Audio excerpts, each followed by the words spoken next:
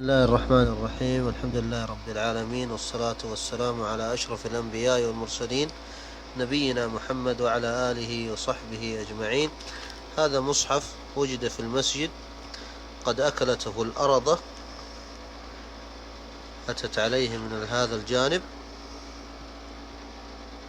لكن العجيب في هذا المصحف أنها لم تتعرض ولا لحرف من كلام الله. انظر، هذا أبعد مكان وصلت إليه. لو فتحنا في هذا المكان نجد في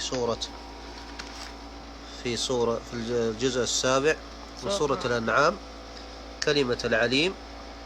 انظر، أتت إلى قرابة الحركة ولم تتعرضها. فهذا حفظ كلام الله سبحانه وتعالى في ورقة. حفظ الله كلامه في ورقة، فكيف بمن حفظ القرآن في قلبه؟ نسأل الله أن لا يحرمنا فضل هذا القرآن، واجعلنا ممن يتلوه آناء الليل وأطراف النهار على الوجه الذي يرضيه عنا، إنه ولي ذلك والقادر عليه. وسبحان الله وبحمده.